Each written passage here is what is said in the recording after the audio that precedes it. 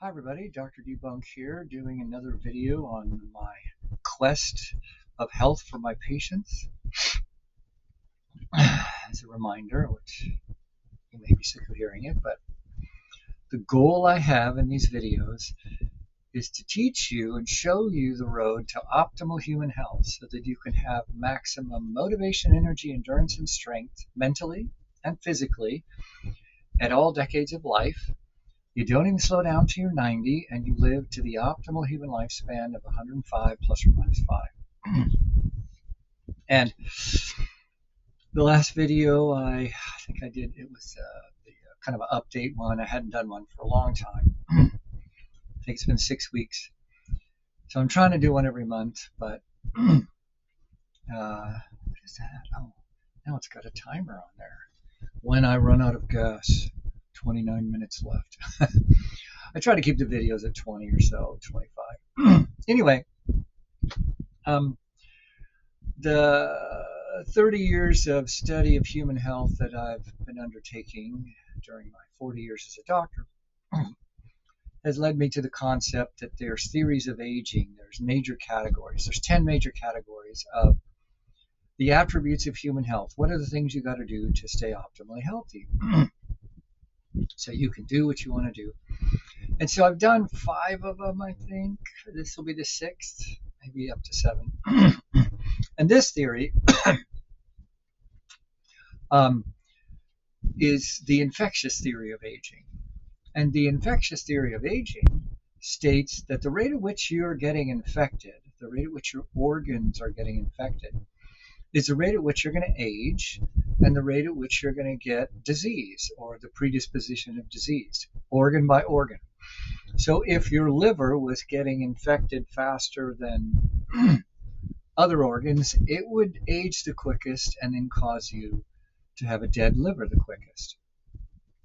Anyway, and so what it really should be called is a subclinical infectious theory of aging, because we are getting infected slowly every year of our life, more and more. If anybody lived long enough, they would finally die of an infectious disease. If the other theories of aging that you abused wrongly didn't bite you and kill you, then you would finally die of an infectious disease, which is common pneumonia. And many other types of infections.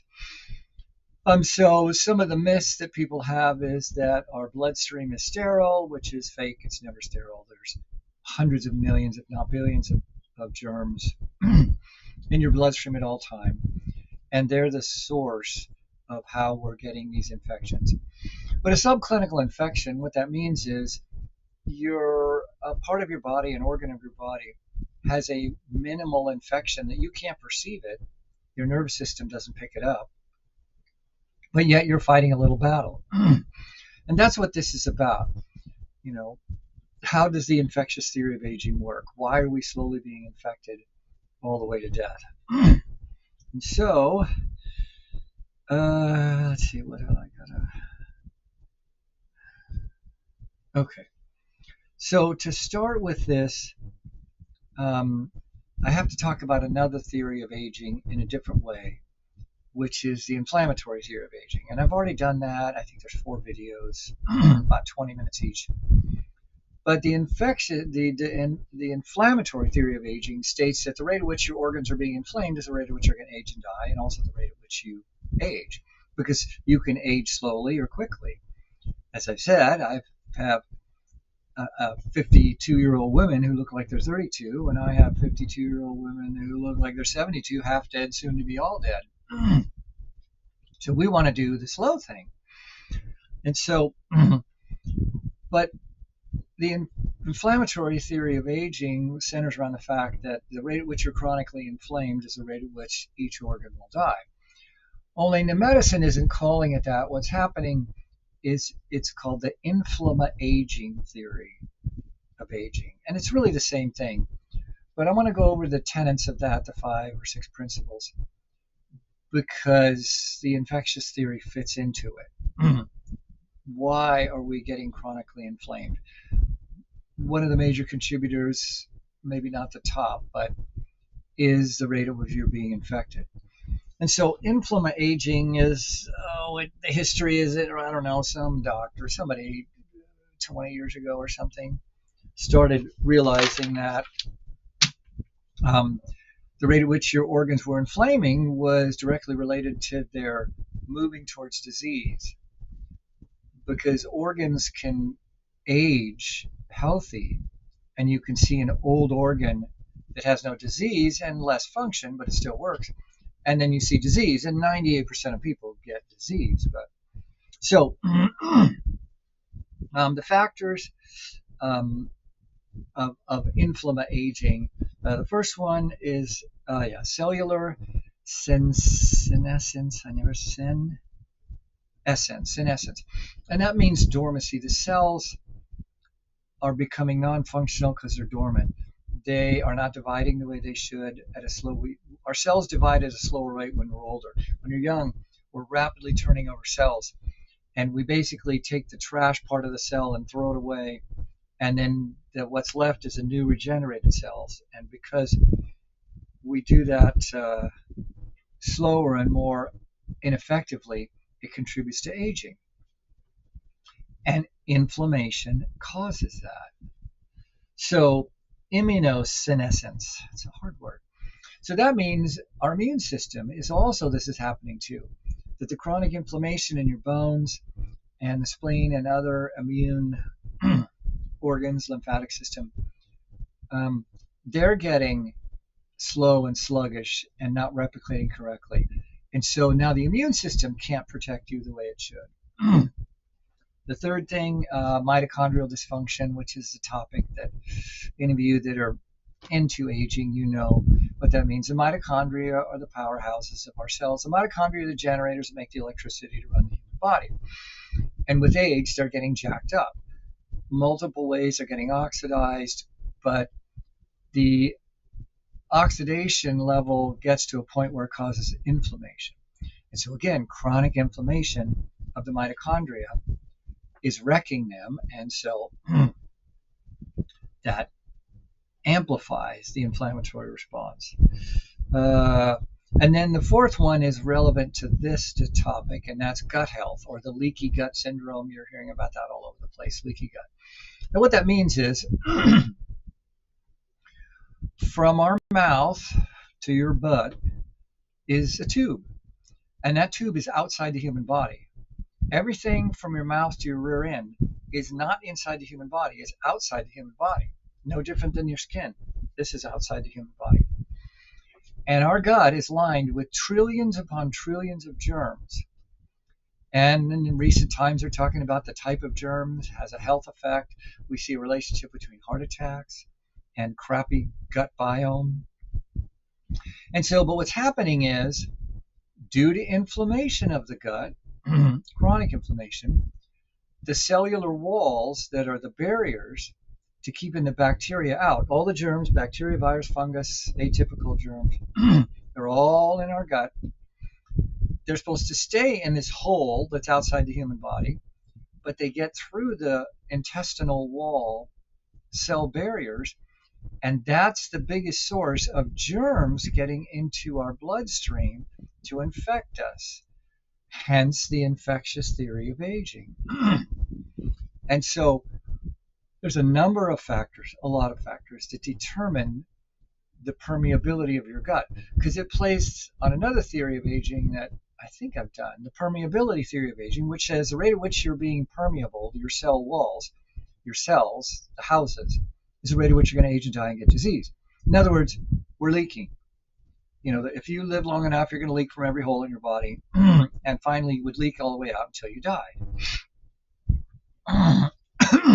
And so the gut leaking is a huge issue because the sheer mass of germs that go from here all the way through, which is the largest source of germs to feed this problem of the infectious theory of aging, that we're slowly being infected all the way to death. Why? Because the germs that are getting in through the gut, an unhealthy gut, an unhealthy germ flora. So that was the fourth one. The fifth one is cellular debris, which is just that. You know, we live in a house that we can never move out of, our body. And if you had to live in a house and you couldn't move out on pain of death, and you can only take out 3 trash bags a week of garbage, but you have 3.5, well, what happens? What do you do? Well, you start piling little trash bags into big ones, and you start piling them in the garage, and then you pile them in the closets. Well, if you lived long enough in that house, 20, 30 years, finally, your whole yard would be filled with trash bags. You'd be burying it. It's in the attic. Your house would finally be uninhabitable because of all the trash. That's cellular debris. The older we get, for all the reasons, one of them above, the replication rate of our cells, or how they replicate with it, gets affected. So it's one of the things. And what causes cellular debris to accumulate? Chronic inflammation. And then finally, what goes with this and many other scenarios because of the genetic theory of aging, the rate at which your chromosomes are being degraded is the rate at which you're losing information. And so your brain doesn't know how to replicate itself. Your heart doesn't know how to work right. The chromosomes have all the information to make each organ, which is like a factory, function. And so, and that's a whole concept in itself, the genetic theory of aging, which I think I did. Anyway, so the issue is the chronic inflammation of the gut is the source of allowing germs to get in your bloodstream more than everywhere else. I mean, we breathe them in. The lungs are a source too, even our skin. But I'm a little bit through the eyes, the external doors to get in. It's probably 85, 90% gut. And that's why it's given birth to all this healthy gut and the relationship we see with our crazy diets in America. Why? And so gut health then becomes the primary tool. So how do we not get chronic infections of our organs? Because it works like this. The germs are leaking in through our gut. They get into the blood circulation and go all over the body. Well, now, they have to get from the bloodstream, which is the roads, into the actual cells, the houses. Well, you have 40 trillion houses in your body, 40 trillion cells. You have 100 billion roads. So the germs go everywhere, and they get diluted out more and more because 100 billion roads. But when a nest of germs can take up a foothold in your liver, kidneys, now the brain has more resistance because of the blood-brain barrier. I won't get into that. But the other organs in your body are constantly dealing with the bad guys getting in. And so the analogy of how to get it is, if the United States was your body and each state represented an organ, we would say we have 50 organs. We don't have 50, but for the sake of argument, the capital of each state has the most power to determine if the state works or doesn't work. Well, the germs are the criminals that are driving down the roads in every state. And so how many criminals can get into the capital and start to cause problems? And the analogy is great because we see in the last 30 years this insane push towards defunding police and letting people do whatever they want, and criminals shouldn't be punished. We should feel sorry for them. Forget about the victim. Who cares if this guy killed your grandma? We should be kind. We should have sympathetic because he had such a bad life, which made him a murderer. It's madness. It'd be as though you were purposely destroying our immune system and destroying our police force to keep the germs down, so that it can destroy our body. Well, that's what's happening in America. And the analogy is very much the same.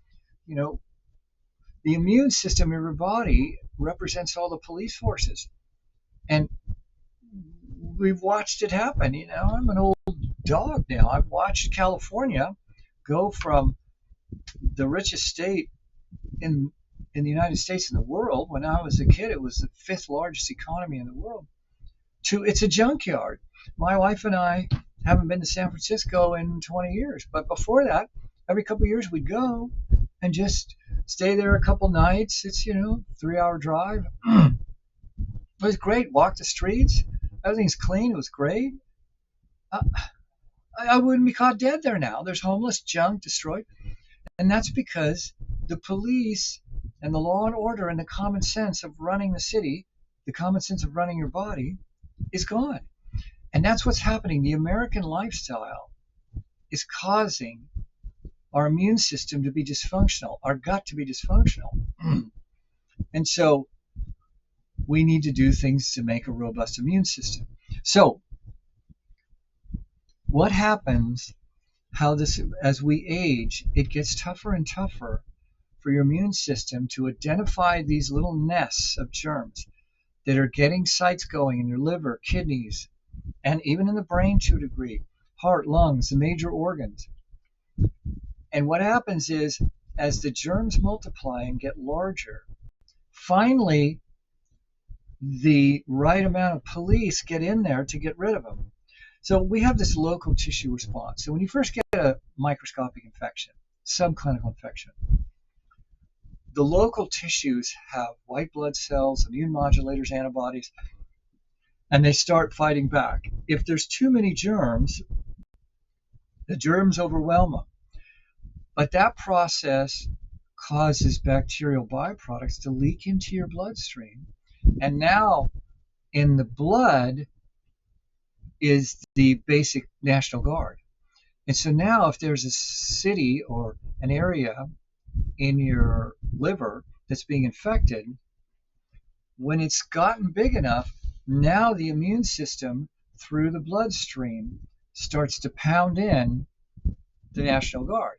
I mean, if there was enough rioters, as we've seen at different times in the U.S., these rioters go wild and the police force can't deal with it or won't. And then the National Guard comes in and they're much stronger to deal with it. That's what our body does. And so in the end, if you never have symptoms, the National Guard won the war for you. You beat down the germs and killed them that were trying to infect the liver. But it causes this area of dead tissue. There's scar tissue, there's inflammatory byproducts. What's happened is you've lost a certain number of liver cells and you're never going to get them back. Well, that goes on in every organ. And so with age, this keeps happening more and more depending upon how you live. So the healthier you live and the more you do things to promote a healthier immune system, the faster your body can get rid of these little sites. So slowly, every organ in our body, different organs based on lifestyle and genetics, is going through this process. And so if you lived long enough, the bottom line is you would die of some infectious disease. So that's the big picture. And so if we get back to then the point of this is like, well, what can you do about it? Well, that's where all the gut health comes in. But this is a little more expansive. But the gut health approach is the most important thing to do. In other words, how can we have, because as I said, 80%, probably 85% of the germs that are getting into our bloodstream, which we're trying to stop that, come from the gut. So we need two things to happen in our guts. We need the type of germs to be there to be the healthy germs, the good guy germs. It's called your normal germ flora. We need them to be good guys because there's germs that are really bad for us in our gut. And then there's all the good ones. But it's also a number, the concentration. How many total germs are in your gut biome or normal germ flora? How many trillions do you have? Even if you have mostly good ones and there's too many, that's not a good thing either. And so that's where it leads to, you hear different people talking about bowel health and cleansing and all these other things, which are all good. And so, let's see if I missed anything. No, I did all that. So the rest of the video will be, well, how do we cleanse out our gut? And how do we have healthy gut and normal germ floras that we minimize the amount of germs that are getting in? And then the ones that get in are the better ones for us. And the type of germs we have actually help promote it. When you have bad germs, they're causing more leaky gut syndrome. When you have good germs, you have less leaky gut, less germs leaking into your bloodstream. So this is part one, and I'm just going to mention it, and then I'll give you a specific therapy you can do because I really need to do a little more homework on this one. But how do we then, cleanse ourselves out and then repopulate? Well, the repopulation we can talk about. That's the probiotics you hear about, and that research has really blossomed over the last 10 years. There's a lot of information about the type of germs, lactobacillus this, and there's 10 or so. Well, I got it in my notes somewhere. I'm going to do it next time. There's 10 or 15 really good bacteria that we want to populate. And then there's about a bunch of bad ones. So how this is going to work, that I'm starting to do with myself and patients, is you're going to do a specific type of cleanse. Normal cleanses just make you poop a lot. I mean, you can do cleanses where you keep taking whatever you're taking. You can just do high dose magnesium and go to the point of diarrhea and have 3 or 4 or 5 episodes of diarrhea and then stop. And that reduces the number. But then you have to repopulate. But I want to do something a little different that will also help your bloodstream, and that is iodine cleansing. Now, iodine, I think I talked about it. Iodine has to do with thyroid more than anything in health, but iodine is unique microbial. Iodine in the right form kills all germs. Well, iodine in high enough concentration kills every living thing on this planet except mammals. Birds, lizards, you name it, bacteria, fungus, virus, atypical germs, doesn't matter. If they're exposed to enough iodine, they will die.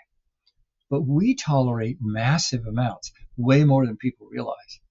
People forget, well, they don't know history, but the first antibiotic was iodine back in the 1870s. And it was used just before the turn of the 20th century for pneumonia and valley fever and TB. But in the 1890s, 1900, the sulfa drugs came along, and then the whole birth pharmaceutical industry, and it was all lost. Well, it's not lost. And I've been, revitalizing this treatment. So what I'm going to do with people, my patients and me, is you do a high dose iodine cleanse for about 3 days. And we'll get into that, what to get, how to do it. And then you repopulate for a week or two with the probiotics that I'll give you the list of the ones. And you'll have to decide on what products you get. I mean, the probiotic industry has taken off. It's a huge market, hundreds of millions of dollars of supplements.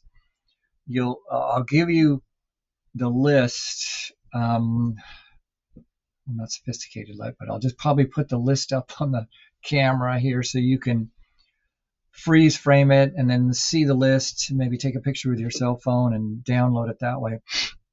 And then you can get a probiotic product. I don't have any input on probiotic products yet, which one is the best. But cleansing really maybe twice a year, depending on factors. Even I think for some people once a year would be fine to do a cleanse to just kill 1 trillion of the germs that live in your intestinal tract, and then take high dose probiotics to repopulate. And the goal is basically to try to get our germ flora like it was when we were younger. Well, and I mean that younger as a nation. The food we're eating now is a problem. It's so bad. The food is so bad for us. The people in the future that are going to be healthy are going to continue to adopt personal ways to get food from sources where there's no chemical spraying, no corporate crap. I mean, the chemicals and pesticides are killing us. And so whatever you can do, from microgreens to little gardening to anyway, that world is growing where people will be able to get access to smaller sources. But the organic food industry is fraud. If you don't know that, you need to look into it. It's fraud. They spray the crap out of it with chemicals and pesticides that are organic, but they're just as bad for you. It's just an arbitrary labeling by the rich companies making this stuff. It's fraud. Anyway, so that's it for now. The next video will be about 10 minutes. Um, I'll do it next week. I'll crank it out. I just have to do a little more on this to get you some more background and some info, because the type of iodine, it's called Lugol solution.